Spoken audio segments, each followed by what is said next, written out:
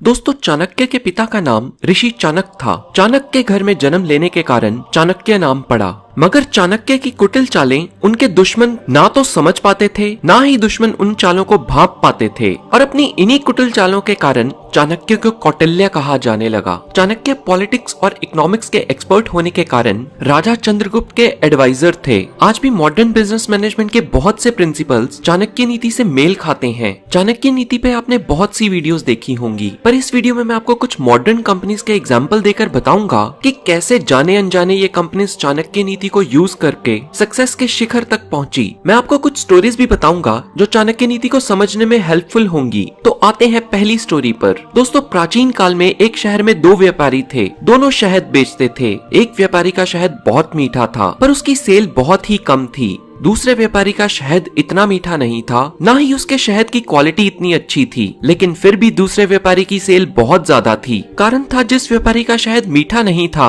उसकी जुबान बहुत मीठी थी, और जिस व्यापारी का शहद अच्छा और मीठा था उसकी जुबान कड़वी थी। दोस्तों, आचार्य चाणक्य बताते हैं, जो व्यक्ति गंदी भाषा का प्रयोग करता है वो जल्दी ही बर्बाद हो जाता है। और यकीन मानिए, आज भी बिजनेस व्यापारी की जुबान पर ही टिका होता है। दोस्तों, नेक्स्ट चाणक्य नीति को छोटे बिजनेसमैन को यूज करना बहुत ही जरूरी है। आज की डेट में मैक्सिमम बिजनेस फेल होने का कारण है लोगों से या बैंक से लिया हुआ कर्जा। आचार्य चाणक्य कहते हैं, व्यक्ति को मुसीबत के टाइम के लिए धन इकट्ठा करना चाहिए, लेकिन धन से भी ज्यादा इंपॉर्टेंट है वाइफ यानी पत्नी, क्योंकि वाइफ इज्जत है। उसी तरह बिजनेसमैन की इज्जत है उसका नाम, उसकी गुडविल। उसी तरह एक व्यापारी के लिए धन को इकट्ठा करने से भी ज्यादा इंपॉर्टेंट है बिजनेस की गुडविल यानी नेम को बचाना। अगर एक बिजनेसमैन के सामने दो ऑप्शन आती है कि वो अपनी बिजनेस ऑर्गेनाइजेशन के नाम को बचाए या पैसे कमाए, तो बिना सोचे समझे उसको नेम को बचाना चाहिए। इसका सबसे अच्छा एग्जांपल देखने को मिला जब सैमसंग के एक मोबाइल सैमसंग गैलेक्सी 7 में बैटरी के कारण ब्लास्ट होने लगे, तो सैमसंग ने पैसे की परवाह नहीं की, बल्कि अपने ब्रांड की इमेज यानी नेम को बचाने के लिए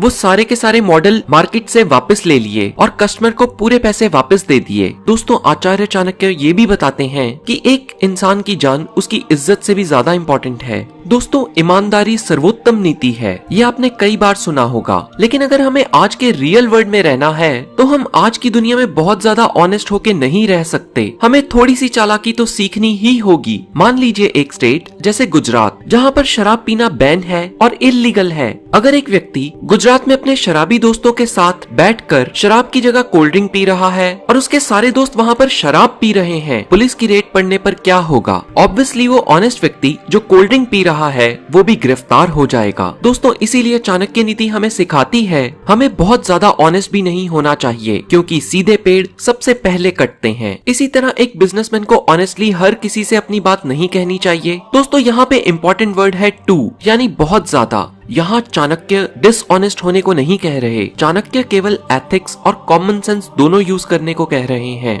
दोस्तों, कोका कोला एक ऐसी कंपनी है जिसने केवल पानी के टेस्ट को चेंज करके और कुछ इंग्रेडिएंट्स मिला के उसको बहुत ज्यादा प्रॉफिट्स में बेचा है। लेकिन आपको ये जानकर हैरानगी होगी, कोक की सफलता का राज है कोक का सीक्रेट फॉर्मूला, जो सिर्फ और सिर्फ इस दुनिया में सिर्फ दो लोगों को ही पता है। यही कारण है बहुत सी कंपनीज ने कोक जैसी कोल्ड ड्रिंक बनाने की कोशिश की, पर कोक के एग्जैक्ट टेस्ट को कॉपी ही नहीं कर पाई। दोस्तों, आप अपने शहर में किसी भी फेमस हलवाई के बारे में सोचिए, उसके पास एक ऐसी चीज जरूर होगी जो आसानी से कॉपी नहीं हो सकती, जिसका टेस्ट सिर्फ उसकी उस मिठाई में या उस चीज में आता होगा। दोस्तों, आचार्य चाणक्य भी यही कहते हैं, अपने सीक्रेट को किसी के साथ शेयर मत करो, ये आपको तबाह कर सकता है। याद रहे, लंका को ढाने में विभीषण का हाथ था, क्योंकि विभीषण रावण के राज जानता था।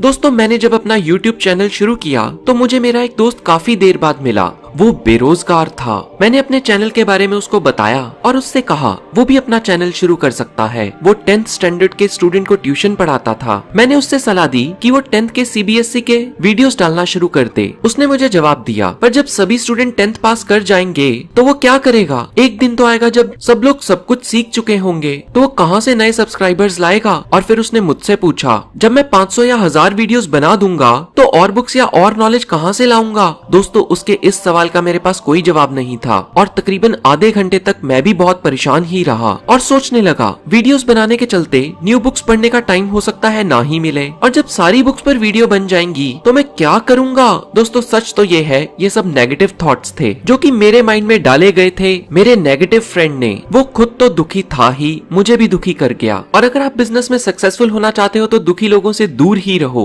एक सड़ा सेब टोकरी में रखे सारे सेब को खराब कर देता है, उसी तरह एक ऑर्गेनाइजेशन में एक दुखी इंसान सारी ऑर्गेनाइजेशन का माहौल खराब कर देता है और वो बाकी लोगों को भी डीमोटिवेट करता है। दोस्तों ध्यान देने वाली बात ये है, चाणक्य ने यहाँ ये नहीं कहा कि दुखी लोगों की मदद ही मत करो, केवल ये कहा है ऐसे लोगों से दूरी बनाए रखें। चाणक्य कहते हैं एक ज्ञानी पुरुष भी दुखी हो जाता है जब वो किसी मूर्ख व्यक्ति का उपदेश सुनता है, या वो दुष्ट पत्नी का पालन पोषण करता है, या दुखी व्यक्ति से गहरे संबंध बनाता है। दोस्तों आपने अक्सर देखा होगा ज्यादातर ऑफिस की रिसेप्शनिस्ट एक बहुत ही सुंदर लेडी होती है। न्यूज़पेपर में भी लोग अक्सर विज्ञापन देते हैं खूबसूरत रिसेप्शनिस्ट की आवश्यकता। एयरप्लेन्स में भी सुंदर स्त्रियों को ही एयर होस्टेस रखा जाता है। ऐसा इसलिए किया जाता है ताकि कस्टमर को अट्रैक्ट कर सकें। इसी तरह ज्यादातर कंपनीज जवान लोगों को ही काम पर रखना पसंद करती हैं। केवल हायर पोस्ट के लिए ही ओल्ड और एक्सपीरियंस लोगों को रखा जाता है। और दोस्तों इन दोनों के पीछे भी चाणक्य का सूत्र ही काम करता है। आचार्य चाणक्य कहते हैं दुनिया की सबसे बड़ी शक्ति यूथ और सुंदर स्त्री होती है। दोस्तों बिजनेसमैन को बिजनेस में अपने से बड़े और अपने से छोटे हर तरह के लोगों से डील करना पड़ता है। यहाँ बड़े से मतलब है जो आपसे फाइनेंशियली ज्यादा स्ट्रॉन्ग है। एक फैक्ट्री ओनर को कच्चा माल हो सकता है उस व्यक्ति से लेना पड़े जो उससे बहुत ताकतवर हो। ऐसे में फैक्ट्री के मालिक को अपनी कमजोरी रॉ मटेरियल सप्लायर के सामने रखने की जरूरत नहीं है। आचार्य चाणक्य कहते हैं यदि एक सांप जहरीला ना भी हो तो उसको ऐसे ही दिखाना चाहिए कि वो जहरीला है। दोस्तों एक बिजनेसमैन को कई प्रकार के लोगों के साथ डील करना पड़ता है और कई प्रकार के लोगों को खुश रखना पड़ता है। आचार्य चाणक्य कहते हैं अलग अलग प्रकार के लोगों को डील करने का अलग अलग तरीका है और किसी व्यक्ति से कैसे व्यवहार करना है बिजनेसमैन को पता होना चाहिए। आचार्य चाणक्य बताते हैं एक घमंडी को रिस्पेक्ट देकर आप जीत सकते हैं। एक मूर्ख व्यक्ति को मूर्खता करने दो, वो खुश रहेगा और केवल समझदार इंसान को ही सच बोलकर जीता जा सकता है। दोस्तों आचार्य चाणक्य कहते हैं कोई भी फ्रेंडशिप के पीछे कोई ना कोई स्वार्थ छिपा होता है। अगर कोई व्यक्ति किसी को बर्थडे पर एक बहुत महंगा तोहफा देता है तो हो सकता है उसके पीछे उसका बहुत बड़ा स्वार्थ हो, और ये बात एक बिजनेसमैन को अच्छे से समझ लेनी चाहिए ताकि कोई भी फ्रेंडशिप की आड़ में उसका फायदा ना उठा सके। दोस्तों आचार्य चाणक्य कहते हैं जो व्यक्ति आर्थिक व्यवहार करने में, ज्ञान को ग्रहण करने में, खाने में, काम धंधा करने में शर्माता नहीं है वो सुखी जीवन जीता है। दोस्तों ये थे इंपॉर्टेंट प्रिंसिपल्स जो चाणक्य नीति पर बेस्ड थे। तो चलिए एक बार फिर देखते हैं इस वीडियो से हमने क्या सीखा। गंदी भाषा का प्रयोग ना करें। गुडविल ज्यादा इम्पोर्टेंट है। एक व्यक्ति को बहुत ज्यादा भी सीधा नहीं होना चाहिए। अपने राज किसी से मत शेयर करो, ये तुमको बर्बाद कर देगा। दुखी लोगों से दूर रहो। औरत और यूथ दोनों बहुत ताकतवर शक्तियां हैं। अगर एक सांप जहरीला नहीं भी है तो उसे ऐसे ही एक्ट करना चाहिए कि वो जहरीला है। एक घमंडी को रिस्पेक्ट देकर जीता जा सकता है। एक मूर्ख को मूर्खता करने दो, वो खुश रहेगा और केवल समझदार इंसान को सच बोलकर जीत सकते हो।